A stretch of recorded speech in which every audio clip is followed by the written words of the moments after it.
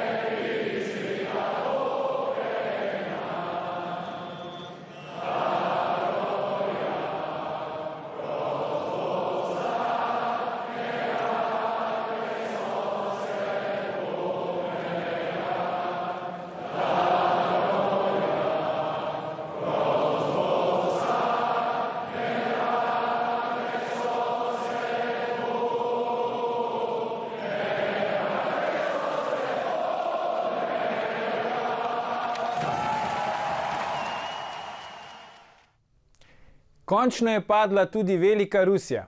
Zakaj Slovenija dominira v športu, nam bosta povedala naš posebni gost in najtrofejnejši slovenski trener Tone Tisel in naš stalni komentator magister Roman Vodeb. Dobrodošla. Dober večer. Lep pozdrav. Tone, bi začel s tabo, ne? Euforija po zmagi Rogliča na Vuelti se še ni niti dobro polegla, že je tu odbojkarska euforija, ampak začnimo najprej z Rogličem in kolesarstvom.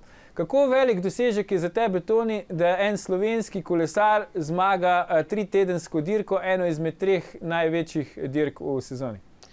Jaz mislim, da je to eden največjih dosežkov slovenskega športa, kajti to je bilo do sedaj nepredstavljivo, da bi lahko Slovenec sploh bil kapetan v kakšni resni ekipi. Če pa pogledamo še samo zgodbo Rogličevo, on je praktično leta 2013 začel resno kolesariti v Adriji, v Pro Touru je od leta 2016 postal je kapetan te ekipe in njegovi rezultati in hiter vzpon je, bom rekel, nenormalen in preseneča ves strokovni svet. On ima navijače po celem svetu, od Kitajske do Kanade, od Norveške do afriških dežel, se pravi, to je res neverjetno. Njegova zgodba gre pa tako, leta 2016, ko je podpisal za Jumbo Vismo, je bil 133. kolesar, 2017 je bil 18. kolesar, lansko leto je bil 9. kolesar, letos pa je že prvi kolesar na vseh lestvicah. Njegova zgodba in njegov preporod iz smučarskega skakalca do kolesarja najvišjega razreda in v tem trenutku verjetno po točkah najboljšega kolesarja na svetu je taka zgodba, ki jo slovenski šport po moje še ni spisal in je to res nekaj neverjetnega in za mene mogoče celo eden največjih dosežkov, če ne največji dosežek slovenskega športa. Ja, zdaj, Roman, cela Slovenija je seveda dihala in navijala s Primožem Rogličem in ostalimi našimi kolesarji, tam malim Pogijem in tako naprej, ampak dajmo si pogledati, Roman, pa bi te prosil, če pokomentiraš tole fotografijo. Namreč na fotografiji vidimo Toneta Tisla, če ga ne boste prepoznali, vam jaz povem, kdo je to. Tone Tisl v slovenskih barvah, slovensko zastavo z direktorjem ekipe Jumbo Visma v Madridu ob koncu dirke Vuelta. Kaj to pomeni, Roman, da se eno tako veliko ime slovenskega športa, kot je Tone Tisl, potrudi pa gre v Madrid pozdraviti zmago Primoža Rogliča? To je pa hvale vredno, spoštovanja vredno. Moram reči, da sem jaz tudi 2-krat izgubil glas v Stožicah, zdaj za odbojko, Bolgari, Finci, za Poljake pa nisem kar dobil.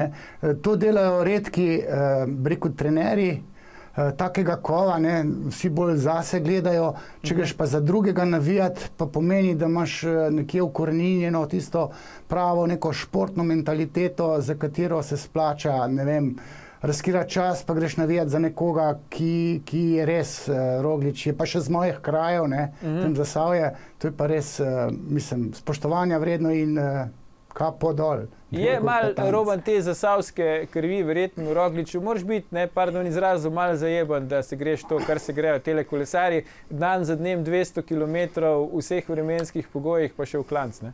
No, jaz sem svoj čas delal z nekimi kolesarji, ne, ko je bil še šport pa zdravje, pa je meni rekel, Branko Filip, rekel, kakšno zdravje, kam dal enega vršic pelat, pa naj reče, koliko je to zdrav. To je ena velika muka, ne. Ampak, če nimaš v sebi neke zdrave, tiste testosteronskosti, ki je že na meji patološke tekmovalnosti, pol ne prideš zraven, ne. Jaz sem se enkrat malo pametnega delal tam na DIF-u v Slovanu, ne, pa je bil tam moj sošolec mojega prvega podiplomskega študija, Radoje Milič, ne, pa sem jaz razlagal, kako zelo pomembno za njegovo psiho Rogličevo je, da se je razbil v tisti planici, ne. Pa on rekel, ne, čak malo, jaz sem Rogliča najdel, njegova fiziologija je fantastična, ne. Tako da pri Rogliču se je poklopilo fiziološko telo, briljantno. In ta psiha, ne samo zasavska, tam zdrava, kmečka, on je malo dvignjen, tam v eni vasi, močno oče, ljubeča mati, se pravi mentalno zdravi, fantje, polni testosteronskosti. Tukaj je še ta karijera v smučarskih skokih, ne bil je svetovni mladinski prvak, pa se je pa razbil skoraj na smrt. In potem pa tisto željo, ko si enkrat v cvetu slave, je mogel ugasniti in se mu je nabiralo in z te rekel, želje po užitku, ne, se je te etape že lani, predlani, te francoske, pentlje, ne, pa zdaj pa ta Vuelta, ki sem se vozil v Ljubljano, ne, sem šel ravno mimo cepa za to vas, Rogličevo, tam ni zdaj samo kolo, ampak je tudi un bik, ne, španski bik, Vuelta in cel kraj živi za Rogliča. Super.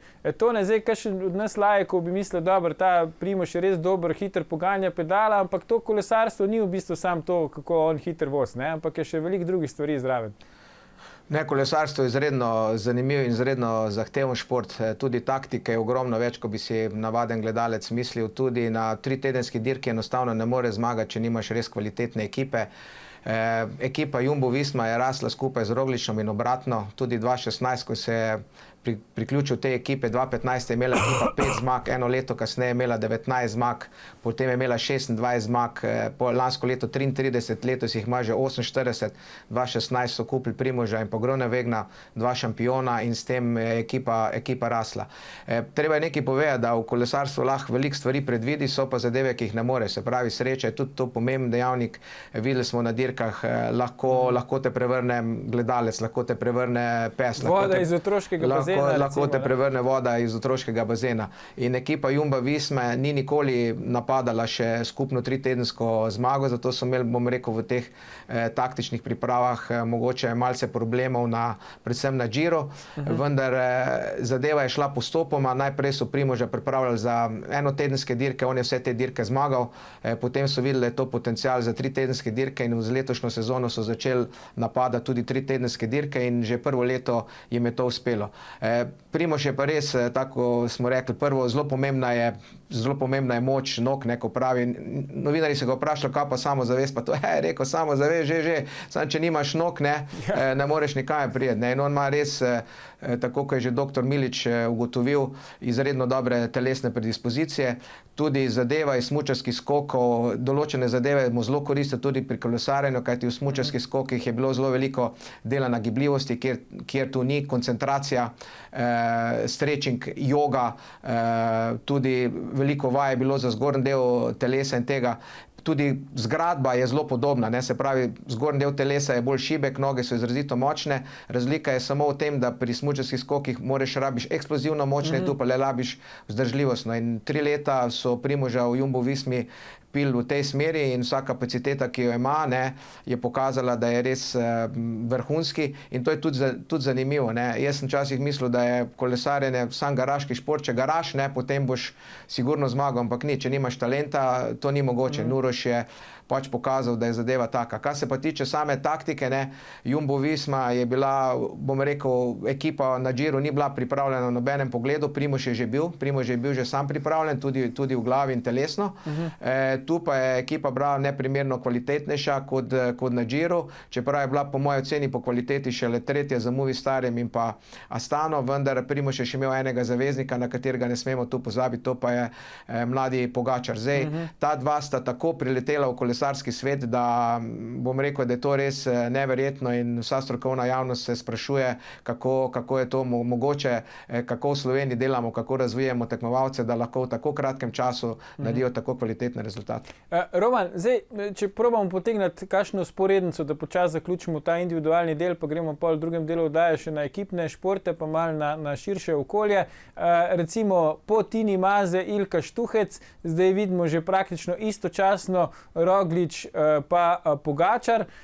A se te cikli, ko Slovenija sproducira v narekovajih enega vrhunskega tekmovalca, skrajšujejo? Kaj je potrebno, recimo, da imamo to neko kontinuiteto, ker vemo, v tak majhni državi s tako majhno vloženimi sredstvi je verjetno težko pričakovati, da bomo da se bojo serijsko taki šampioni rojevali, ne?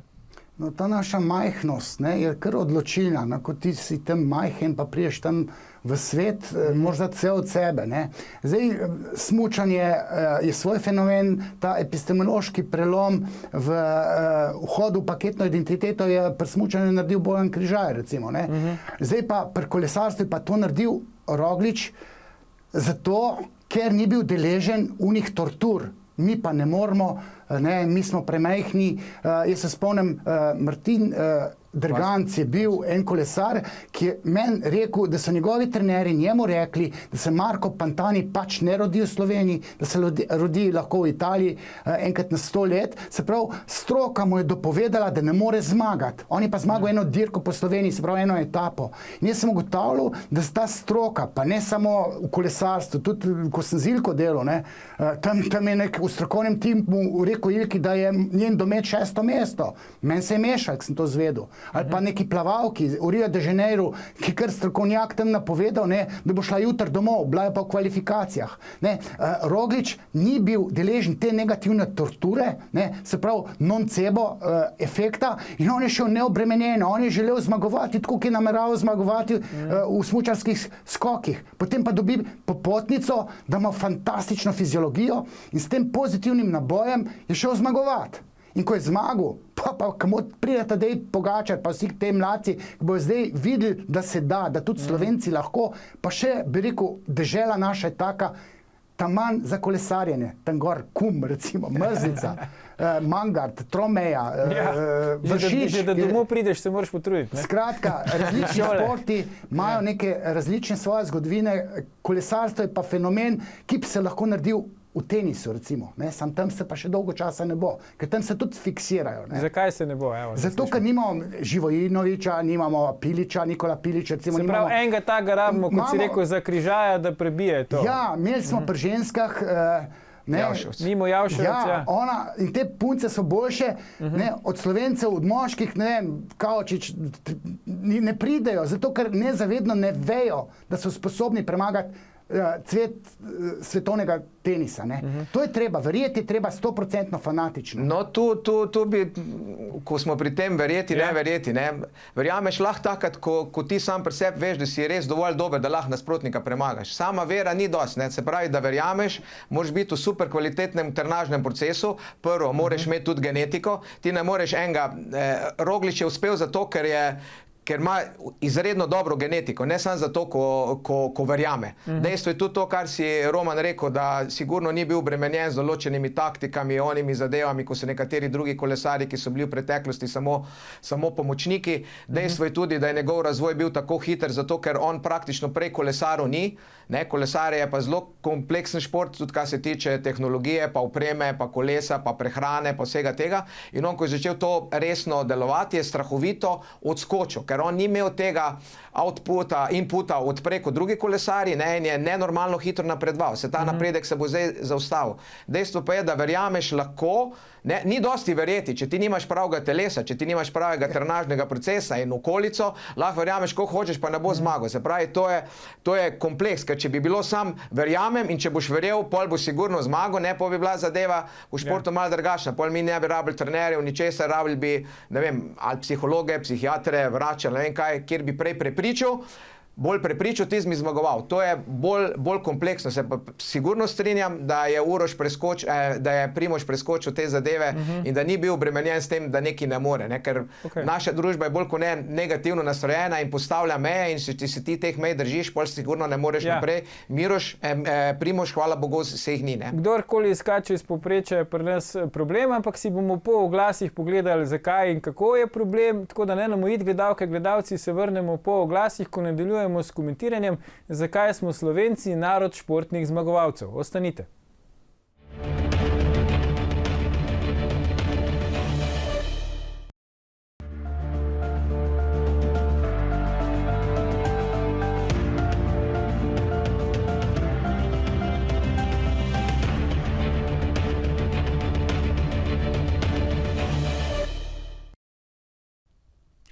Dobrodošli nazaj. Z nami sta še vedno Tone Tisel in Roman Vodeb, pogovarjamo pa se o tem, zakaj smo Slovenci narod športnih zmagovalcev.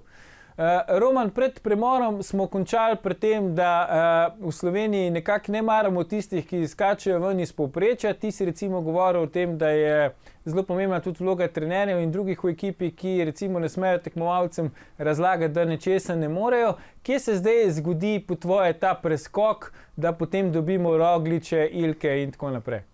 No, tekmovalci, tekmovalke imajo svoje neke stereotipne predstave, ki se nezavedno naselijo v duševnost. In potem, če pride dober trener, kar pomeni, da je tisti pravi vsemogočni oče, ko dobi trener status tega očeta, v psihoanalizi se temu reče, ko se vzpostavi transfer, čustvovanje. Takrat je sposoben trener športnikov prati možgane na odličnost, če ve, zakaj se gre. In ne smemo limit postavljati. Trener mora štartati na zmago. Vse, kar je niže kot stopničke, je neuspeh. Ne? Ker si Ilka bila v Sočiju s poškodovanim kolenom 10, sem jaz mislil, da bom umrl. Ilka, mi smo šli tja na stopnice. Seveda ni mogla s tistim kolenom. Ne? Ampak če jim povedati, da nekateri trenerji pa ne vejo, da morajo oni s tistim pozitivnim, euforičnim pristopom dopovedati svojim športnikom, da gremo mi na zmago. Mi lahko premagamo vse. Ruse, požrli jih bomo. Seveda pa je tukaj še logično sklepanje. Ne? Kaj, se spomnim, naše smučarske so zbirali tiste cente, da so se vozile z gondole 2-krat, 3-krat, ne? Lara Gut pa s helikopterom. Pa Ilka rekla, kako bom jaz čel s helikopterom? Pa ne se s tem obremenjevati, zmaga se v glav. Sam ti moraš vedeti, da bo zmagala, več od tebe ni. In to je težko narediti.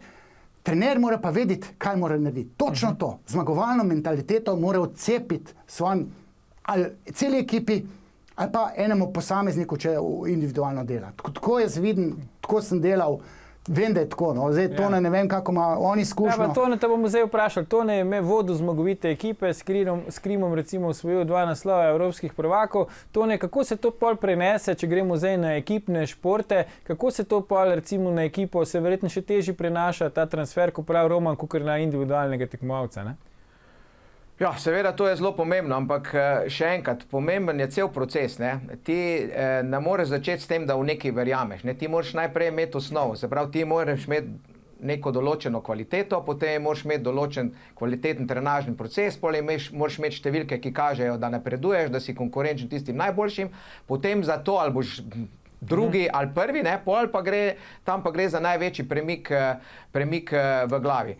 Zdaj, vrhunski športniki, v bistvu zmagovalci, tako jih jaz poslušam, pa to on noben na glas ne govori na glas, se pravi javno, jaz grem pa bom zmagal. Ne? Tisti, ki so res vrhunski, ki so res dobri, najbolj govorijo o tem, da bo naredil vse, kar je kar najboljše lahko on sam naredi. In če to naredi najboljše, kar lahko sam naredi, pol pomeni, da bo tudi zmagal, ker ima vso to kvaliteto.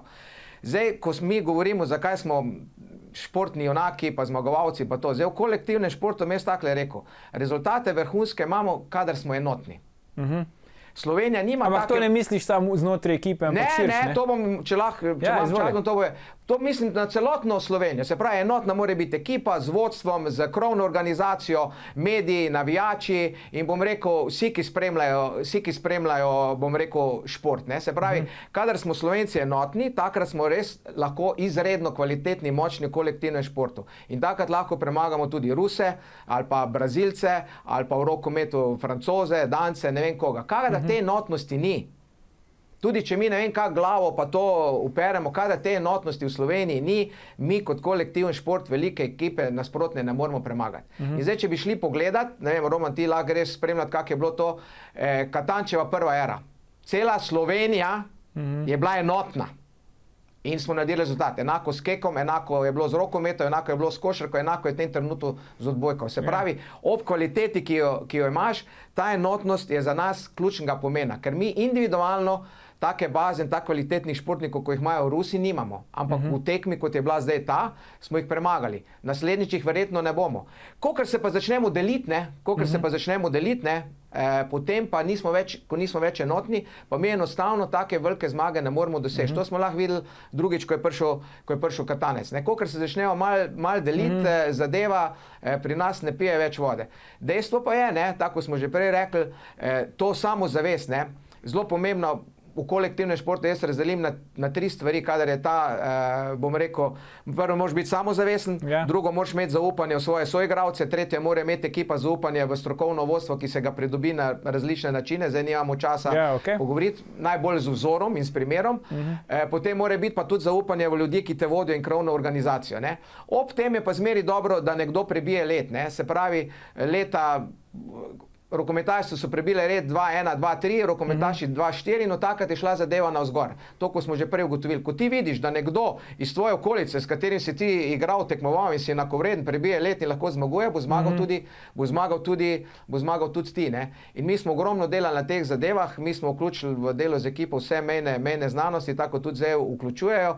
In na koncu tiste zelo pomemben del je pa dejansko glava. In tu v glavi moraš narediti klik in mislim, da med Evropskim prvenstvom 2004 na začetku, bom rekel, razen mene, pa mogoče kjerega niso verjeli fantje, da lahko naredimo tak velik rezultat. Pa s prvimi tekmami, pa zmagami, je pa pol vse to zraslo in takrat je bila Slovenija enotna in mi smo naredili presežek. Ker treba je vedeti, mene kdaj to zelo moti, ko govorijo, da ko Slovenci odbojki izgubijo z Brazilci, ko smo naredili narobe, pa psihološko nismo bili pripravljeni, pa ne vem, rokometaši so še že, v hlače pokakali v garderobe, pa to je lari fari, to nič ne drži. Nasprotnik je kvalitetnejši.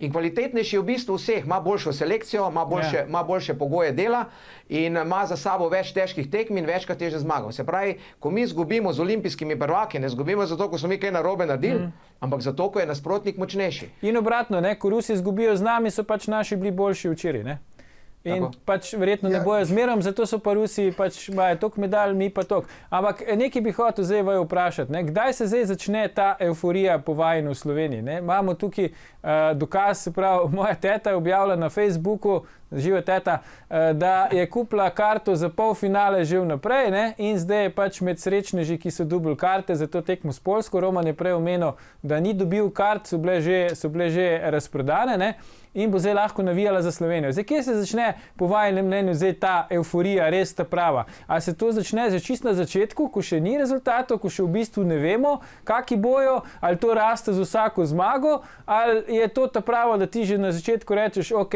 v polfinale je zadnja tekma v Sloveniji na prvenstvu, to bojo naši igrali in jaz hočem biti tam. Zdaj, moje izkušnje so take, da nikoli ne začnejo ljudje ne pridejo ekipe podpreti na začetku. Potem pa, ko vidijo, da je naša ekipa sposobna premagati tudi največje in ko to tudi pokaže, potem pa začnejo podpirati. Taka je moja izkušnja, da smo Slovenci pač taki. Ko je rezultat, ko se vidi, da lahko naša ekipa premaga boljšo, takrat pridemo in navijamo, na začetku pa redko kdaj. Ja. Roman, ti si bil na tekmi s Finsko pa z Bolgarijo, si rekel na odbojki, a si ti takrat že čutil, da lahko tudi ena velika Rusija pade? Si dobil ta občutek, ko si bil tam? Pa jaz sem tam padel v trans. Evo, bravo. To je pa zdaj zgodovinska izjava. Mi dva to ne smo pričali. Živo, evo. Ne, se strinjam. Tudi Roman Vode pade v trans. Ampak izvoli, Roman, nadaljuj, tudi jaz. Žena prav, da je to doživetje. Vse je super. Se pravi, tudi žena je padla v trans. Ja, ona ta prvo. Evo. Pa si pa sledil, sem pa še jaz Bravo. sketne, sem prišel ven s trobento, Bravo. čez cel, Ja. ne. Gre za užitek. Ne? Gre za užitek, ki se dogaja na nezavedni ravni, ki je domena pač nezavednih procesov, ki imajo simbolno strukturo, to je višja kvantna psihoanaliza, ampak gre za to, da cela nacija doživi nekaj veličastnega, da je to luštno.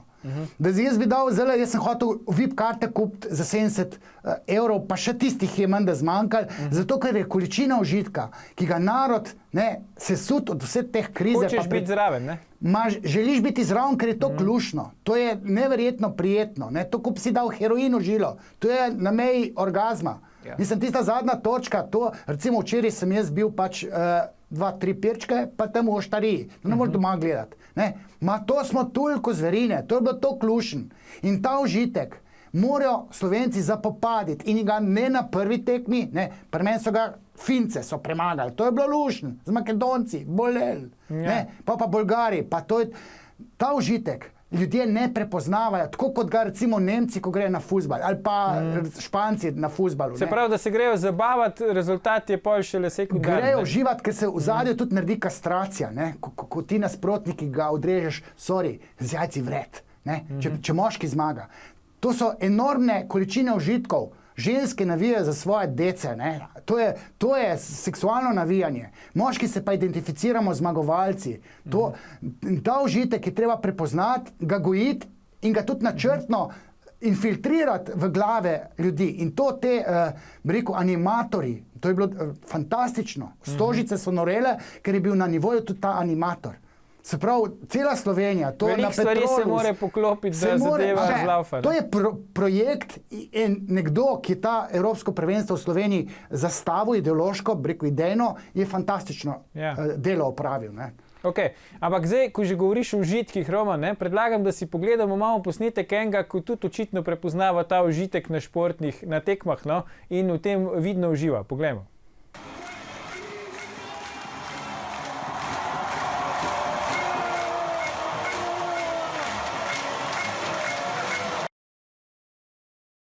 Zdaj ne vem, če ste ga prepoznali, ampak to je naš predsednik republike Borut Pahor s svojo zastavo slavnih. Ne?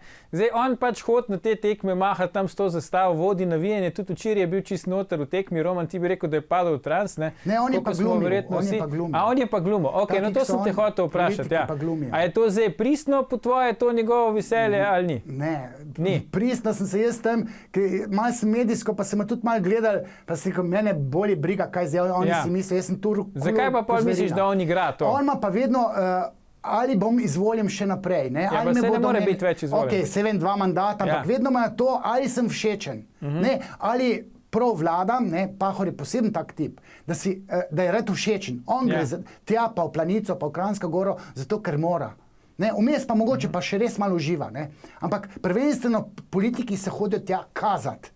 Kar je tudi prav. In slovenska nacija, če ne bi imela toliko politike v tem športu, ne bi bila tudi tako dobra. Ne. Tudi recimo, če tale Janković ne bi bil tak fanatični športnik, mi ne bi imeli Stožic, ne stadiona, ne dvorane. Ne. Tako da te politiki vejo, kaj pomeni šport. Ampak recimo, preden damo Tonetu besedo, Tone, Miha Škrbinc, odstavljeni poveljnik sil Slovenske vojske, je pa recimo na Facebooku napisal je, da pač je super, da je Pahor tam na tekmah, da pač posluša te politike levo, desno, sem pa tja zmerom, ne vem, če bomo to zavili, bomo, počasi, evo. Gledam jih na proslavah, prireditvah, na vsaki pasi procesi, govorijo o morali in Sloveniji, bla, bla. V dvorani vidim samo predsednika, marsikdo od njih doma potihem navija za Ruse, kak cekin več bo padel, ali pa simpatija. Slovenija je danes v Stavžicah, k vragu naj gredo. Kako je zdaj s tem po tvoje, Tone? Ti si v obeh vlogah, smo rekli že danes v oddaji, si zdaj navijač, recimo Primoža Rogliča, pa odbojkarjev, bil si vrhunski trener. Kako ti na to gledaš? Je prav, da predsednik je tam in maha zastavo ali ne? Jaz bom rekel takle, eden od prvih stavkov mojega profesora na fakulteti za šport, gospoda Šugmana, je bil šport je politika, ne? In odnosi znotraj, družbeni odnosi nasploh se kažejo enako tudi v športu, ne? Se pravi, tako je Pahor kot politik, tak nastopa tudi v športu. Mogoče bi se jaz celo strinjal z sogovornikom, da on prije tja zaradi nečesa drugega, ne zaradi tega užitka, ko ga dobijo ljudje. Lahko se pa lahko tudi motim. Ne.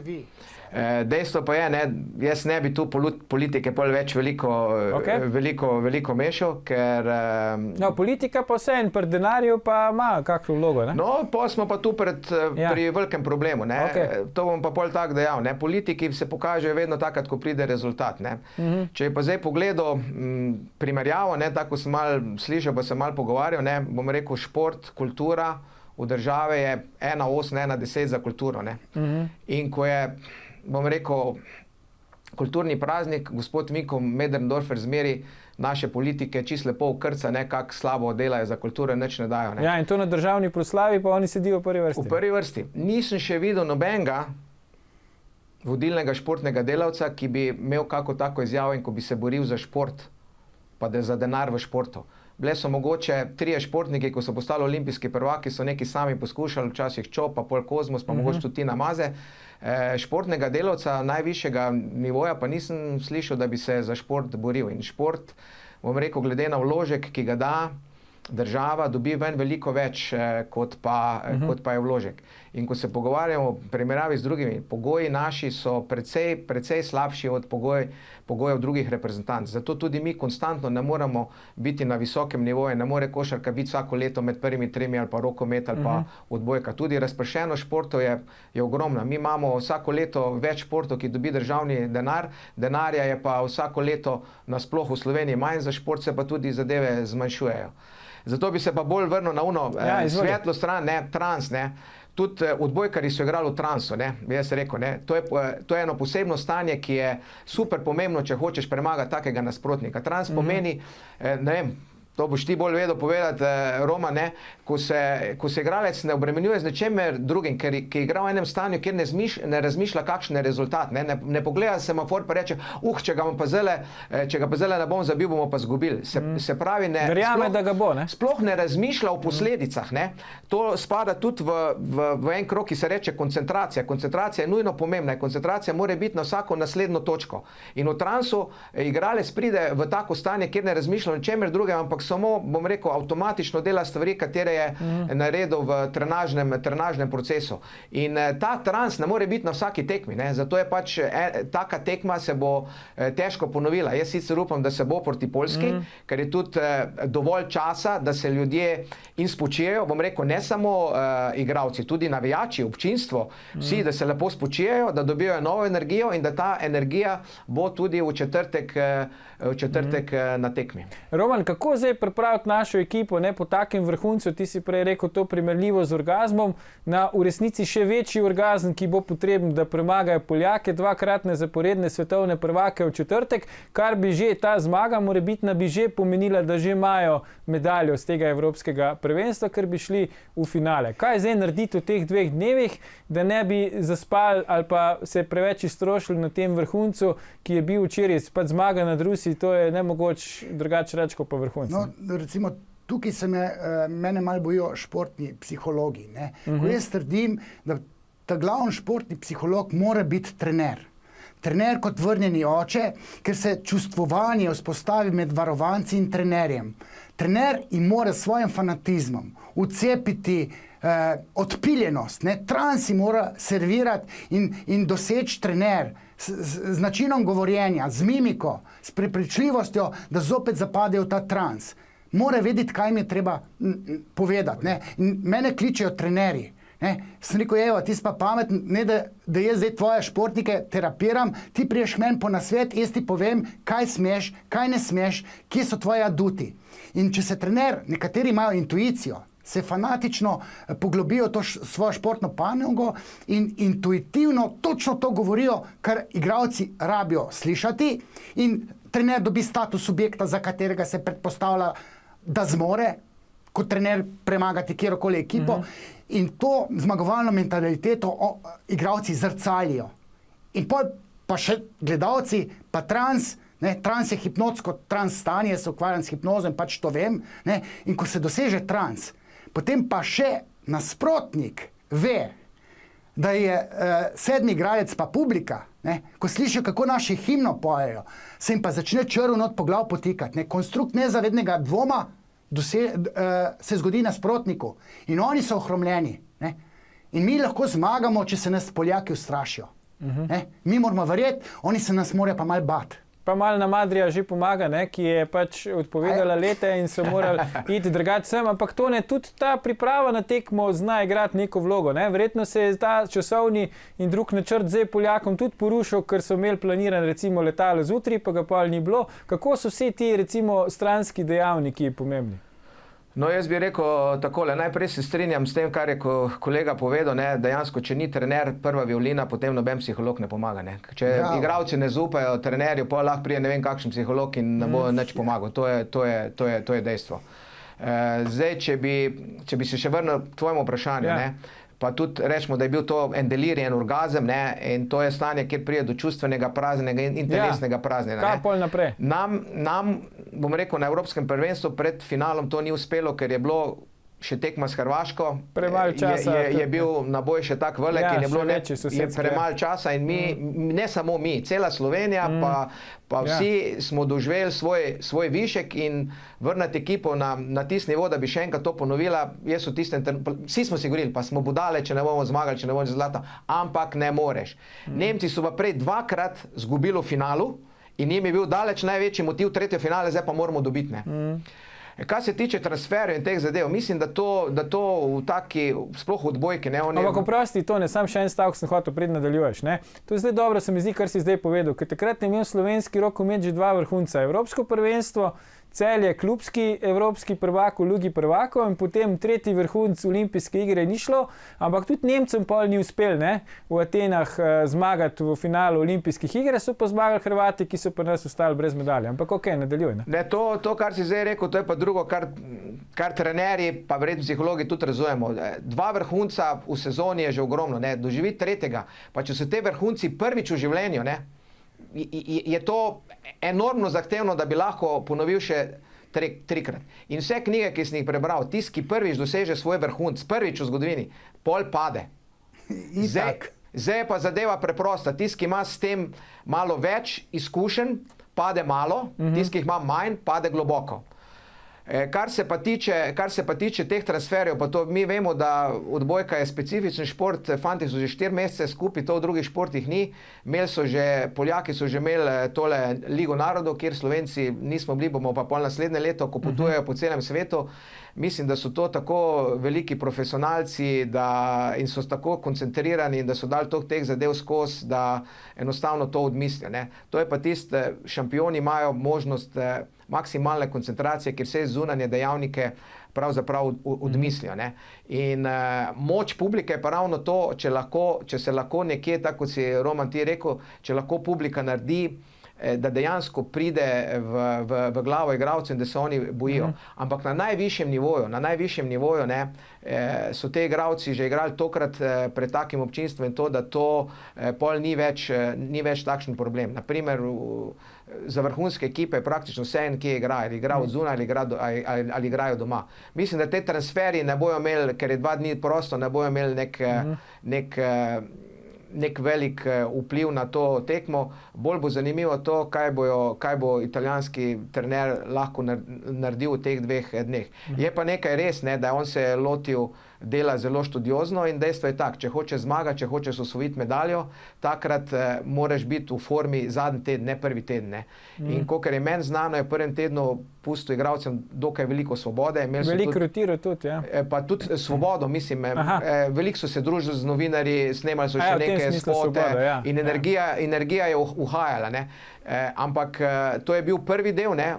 Drugi del, kolikor vem, je zadevo naredil tako, kot jo imajo Rusi skozi, se pravi, treningi so že zaprti, nič več dodatnih tiskovnih konferenc, ničesa, ker mora biti koncentracija popolna. Imajo pa tudi 2 dni časa, da se tako, bom rekel, telesno kot psihološko na to tekmo pripravijo.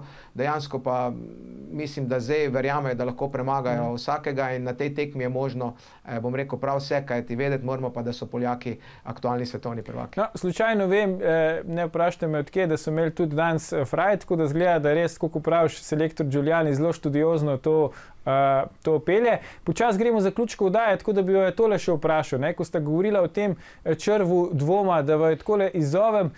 Kdaj bo Slovenija recimo preživela to, kar se je zgodilo včeraj po tekmi? Ne? Mitja Gasparini, Gaspa legendarni, z asom priigral, pač med žogo, zaključil smešen med žogo in po tekmi Sanja Modrić, voditeljica studija, sprašuje Jasmina Čutoriča, strokovnega komentatorja, zakaj je Gasparini danes tako slabo igral. Roman. Jaz bom rekel, meni se ta napovedalka zelo lepa zdi. Mene je tudi to vprašanje malo zmotilo, ker jaz nisem... Viki Krevsel je tudi mene malo naučil to dvojko. Te ženske niso bile, ne vem, Sanja je bila košarkašica ali navijačica. Navijačica ima pa moža košarkašica. Ja, Modrića, ja, itak, lepe babe pa boljši moški. To je vedno tako. Dobre, okay. Pustimo zdaj to, gremo na to. Cari so. Tu, če se ti naredi ena dva zdrca, mislim, to si v transu, ko hočeš malo preveč, to je milimeter, fali žogo, tam pa pol metra. Skratka, jaz ne bi delal dramo, jaz sem navdušen in nad komentatorji, strokovnimi, Čutoriča, mislim, tam... Jaz nimam pripomb, tudi Sanja, preko rajo gledam, ko poslušam, ampak jo tudi poslušam lahko. Ja. Ok, Tone, kdaj se bomo začeli pogovarjati o tem, da je Gasparini zaključil med žogo, ne pa da je prej kakšno zgrešil? Ja, to pa ne vem, to je pa kar dolgotrajen proces. Mogoče je mogli tudi na FDV-ju se kaj s tem pozabavati. To gre pa za pozitivno razmišljanje ali negativno razmišljanje. Slovenci imamo v glavnem negativno razmišljanje, se zapomnimo samo negativne stvari. Glede na to, da sem delal malo v tujini, po eni deželi, ko je povsem drugačna, Danska, tam vse, kar športnik naredi, vse dobro, prav, negativnih stvari ni. Greg Popović, sedaj, ko so Amerikanci doživeli v naših očeh fiasko, se je zahvalil vsem igralcem, da so odlično opravljali svoje delo, predvsem se je pa zahvalil zato, ker so žrtvovali svoj prosti čas, da so nastopali za državo. Se pravi, to pozitiven pristop je pa zelo pomemben, ker to vidimo vse posod. Lansko leto Roglič, zgodovinski rezultat, 4. mesto na Turu in 10 minut ga je novinar matro, kaj je naredil narobe, da ni bil tretji, čeprav mu je Primož povedal, da ga je premagal Frum, Se pravi, to bi bilo treba narediti, ker s tem bi tudi dvignali nacionalno samozavest, pa vse zadeve. Bomo to pustili za kakšno drugo oddajo. Najlepša hvala, Tone Tisl, magister Roman Vodeb, za vajne današnje komentarje. Gledalke, gledalci, to je bil športno zmagovalni 325. Faktor na TV3. Glejte nas v živo tudi jutri, ko bosta varnostni strokovnjak Boštjan Perne in politični analitik Darko Mršič komentirala, kako varna je pred islamskim terorizmom Slovenija in ali se nam obeta vojna z Iranom. Predvsem pa ne pozabite, ni vseeno, kdo kaj reče.